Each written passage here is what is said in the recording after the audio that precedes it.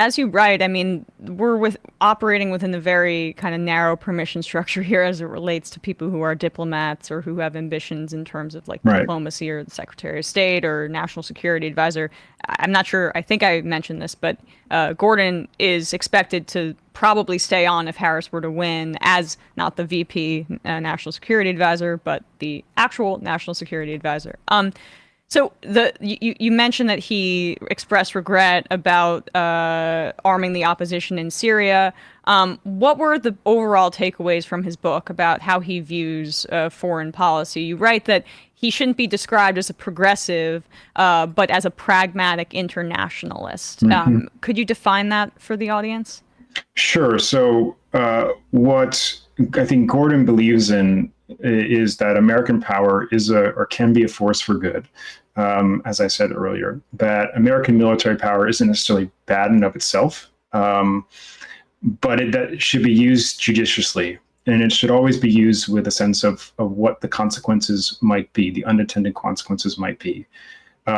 So the book essentially is not a history of the Middle East. It's not a history of U.S. Middle East relations. It's a history of regime change in the Middle East. And Gordon goes through a series of case studies, beginning in Iran in 1953, ending with Syria in the 2013-2018 period, and essentially says every time the United States has either overthrown a dictator or tried to overthrow a dictator, it's been bad for American interests and bad for the region.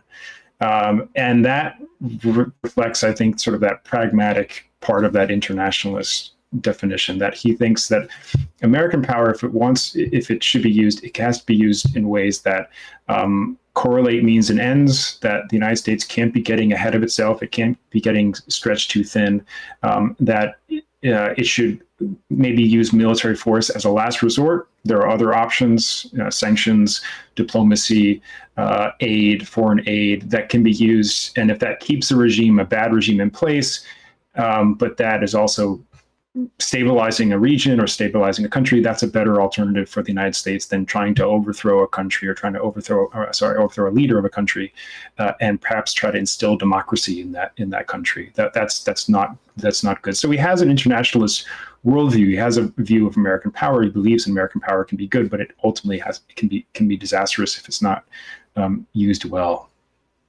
And you also write that he had criticisms of the Iraq War early on, really more about like, oh, we could be fighting the war on terror in a way that makes more sense, that's smarter. Again, for the audience, this is not where our politics or my politics are, right? But Right. in this spectrum, he was critical of the Iraq War at its outset. What do his writings say about the Iraq War in particular? Yeah, so he believed that going into Iraq unilaterally to overthrow Saddam was a bad idea. That if you were to overthrow Saddam, you'd have to get an international coalition behind the United States. The United States doesn't have that. France, Germany do not support the invasion. The British Prime Minister, Tony Blair, does support the invasion, but that's not enough for Gordon. It's not enough. That's not a majority of NATO states. There's not a huge European backing behind traditional allies in Europe behind the war, and therefore he believes that this is going to end badly. You're going to have to then pour, which happens, a large amount of American resources into rebuilding the country, which is what happens, and we also don't know what kind of security vacuum will exist when Saddam is gone. And that's basically what he says in a roundabout way. By 2004, he's saying that this was not a good idea. The way that the Bush administration did it, it doesn't look like it's going to end well. And by 2006, he's saying, we should effectively kill the Bush, vision of preemptive war. And he's glad that the Bush idea of preemptive war, going into countries, overthrowing leaders with the hopes that democracy will spring forth or that it will deter other would-be aggressors from invading other countries and, potentially even spreading nuclear weapons around to terrorists. Like, that idea is actually not effective, and we should shift back to a more, internationalist mindset, multilateral approach to conducting foreign policy. And so his critique of the Iraq War isn't one from the left. It's not a one that you or I would make, but it's still quite powerful given the times in which most of the Democratic establishment, certainly in Congress, were saying, well, we don't quite want to back the war, but we should back the war kind of thing, and capitulating to Bush's war plans. And here Gordon was kind of qualifying his language a little bit, but essentially saying that the war wasn't going to end well, if Bush pursues in the ways that he did. And sure enough, he was right.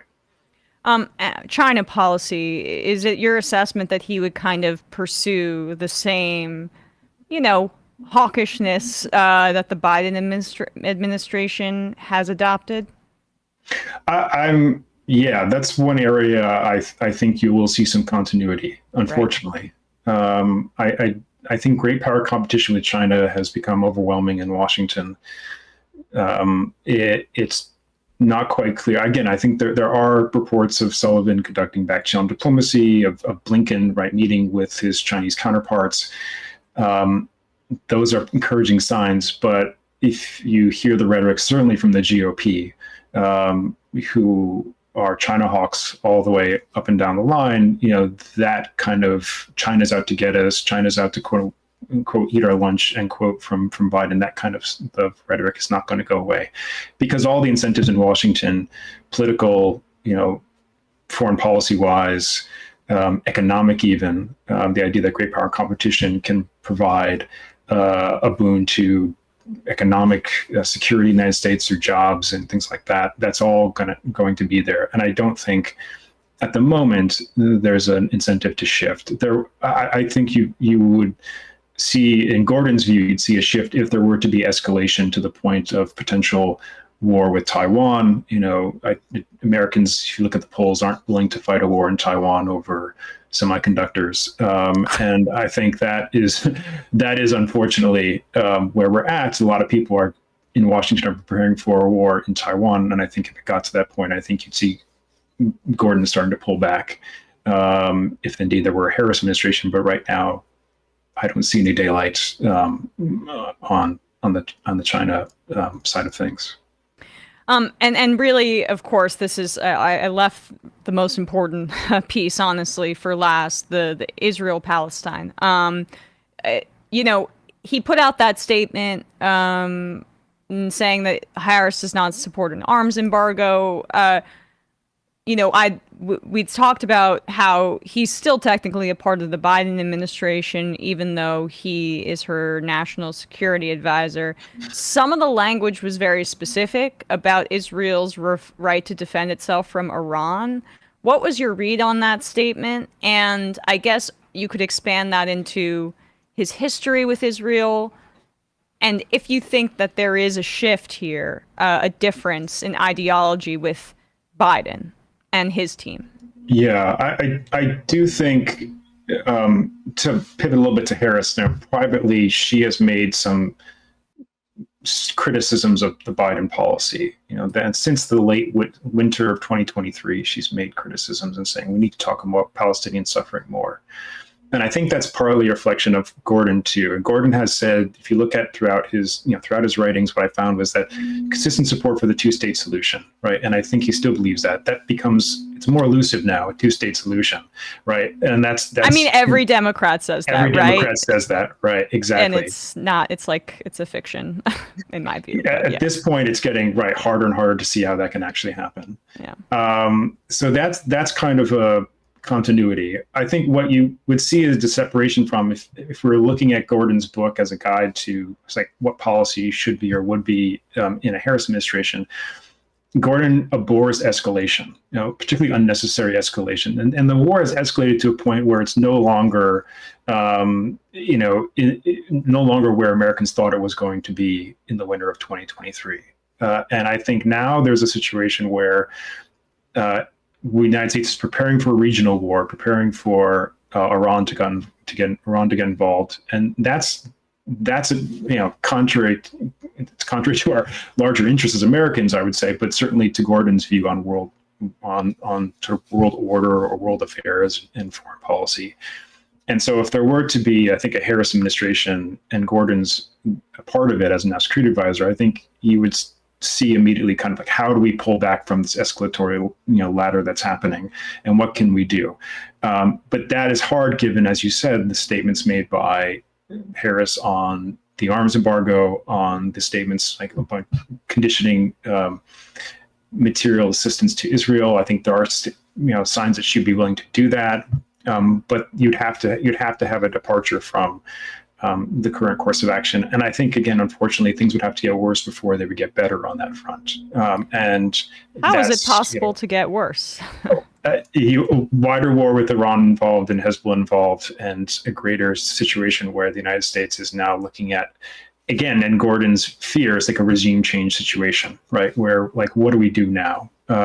Where we've got a series of American enemies in the Middle East ganging up on Israel. Like, what do we do? And I think that's not good for American policymakers to be confronting that soon. I think it's potentially or hopefully unlikely, but at the same time, I think that would be a scary scenario where you would start to see a pullback or shift in policy. Well, Israel just overnight escalated in the West Bank, and Right. it was the basically the heaviest attacks in 2 decades nearly. Right. I mean, Hezbollah, they're going to respond. I mean, this is also trying to get Hezbollah to respond, in my view, to draw the United States into this war. Potentially, yeah. And I think this is what's happening now. I mean, I would say this is why the unwillingness of the Biden administration to shift and to say, oh, we made a mistake, we should own up to this and do something to stop this, I think is bad. Just to watch it happen and say we support Israel, unconditionally. It's one thing to say we support the Israeli state and we support, the existence of Israel. Yes, that's obviously. Find viable to support the existence of Israel, but to support the Israeli war policy, that's completely different, and that's not happening. There should be some separation between the two, and I think that's what you saw in the Harris speech, was that trying to say I support the existence of Israel, I support the Israeli state, but yet that kind of not transitioning into a distinction from the Israeli war policy, I think is a problem for American foreign policy. Yeah, I mean, and as it relates to Harris herself and her role as vice president, what is your view on the balancing act that it appears that she's doing in terms of Biden's foreign policy, not trying to have it tied to her, but also not trying to undermine the sitting president for better, for worse? I mean, it's for worse in my view, but for better, for worse, while she's still a part of the administration. This is quite a unique set of circumstances. Yeah, I think there have been comparisons made to 1968 and Hubert Humphrey as Lyndon Johnson's vice president. Humphrey came out against the war in '65, said this is not, before February 1965, saying this is bad, don't do this, Mr. President. Johnson did it anyways, and he thoroughly backed it. There have been comparisons in '68 saying, well, will Harris do what Humphrey did, and eventually by September of '68 came out for a resolution to the war. Which was a clear break from Lyndon Johnson's support for ongoing war. I think if that would happen, you'd have to see the situation be one where Gaza becomes a larger problem for her in the polls. It's already breaking up in elements of the Democratic coalition, but not to the extent that the Democratic coalition is completely fractured, where she can't win the Electoral College in November. And I think there would also have to be some willingness on the Harris administration to say this policy to carve out early, to say this policy will not be my policy going forward. But that again would depend upon the politics of it. And right now, she's not in a position where she feels she has to. I would say, come out against Biden's policy for her political survival at this point. That's those are the conditions right now. And I think that's right. She's going to have to toe the line. And you look at the DNC platform. It's very much Biden's platform. Copy paste. Yep. Yeah, and that partly has to do with when she announced, but it also has to do with, I think, her trying to continue in many ways the Biden legacy and needing him and needing his backing, I think, in many ways for the election. I guess, I'm trying to balance my seeing things like about Philip Gordon and the optimism there with those practical realities, and it's difficult. I'm parsing you're parsing all this information. You're hoping in one direction, but I am based on your writing. Gordon just seems like an improvement on this West exec crew with Tony Blinken and Biden's deep ideology. I guess to kind of wrap up here, if you could give your overarching assessment of the Biden administration's foreign policy, and do you think that the Obama crew, like the Iran deal guys, Ben Rhodes, Philip Gordon, who were willing to say, hey, screw you to Israel with the Iran deal. Like, people forget that Israel and the Israel lobby was heavily against the Iran deal. And that's part of why I thought it was such a good achievement of the Obama administration. And Biden not pursuing that, Biden pursuing an even more entrenched policy with Israel. I mean, in 2013, at least the Obama administration attempted those peace talks with Israel and Palestinians. It didn't go anywhere, but Biden didn't even gesture towards that. In the first 3 years of his administration, I think you could say, like, part of that probably increased the desperation for Hamas at the pursuance of the Abraham Accords across two administrations, or not. And they've mentioned that as a part of the reason why they attacked on October 7th. Like, do those Obama people undercarry the Iran deal folks? Is there a significant daylight between them and Biden and Tony Blinken and the West exec people?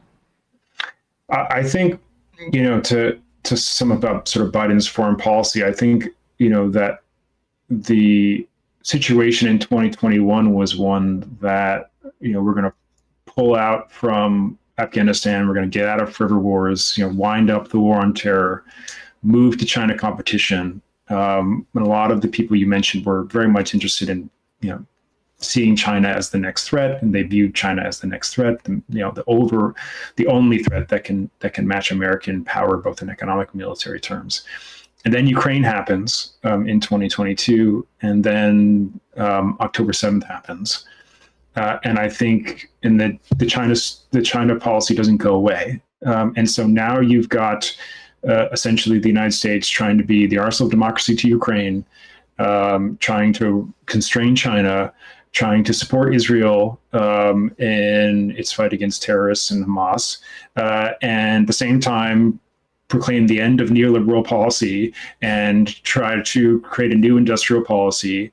And if you look at Biden's foreign policy, it started out from in 2021, 2022 for, I would say, optimism for progressives in the left, right? Completely in terms of outside of drastically China reduced drone strikes, for example. Correct.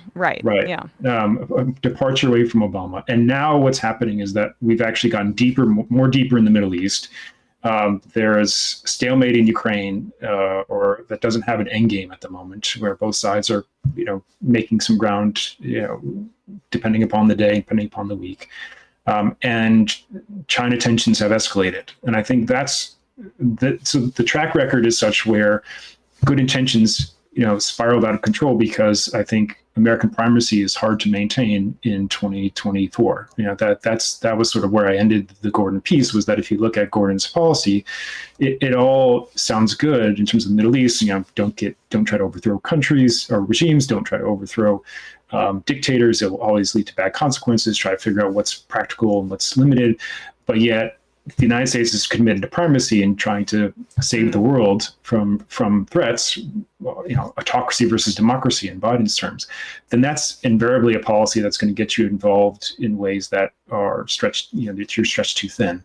And I think that's the legacy of the Biden administration, is that from starting out from very, limited means, limited, goals to sort of to let things grow and expand to the point where we're facing now multiple threats, multiple issues across the world, and we need someone to think about how to prioritize them. Because, again, the United States, to paraphrase against Stephen Wertheim, the United States can't have it all, and we have to think very clearly about what foreign policy would be over the next 4 years, and it's drastically better under Harris.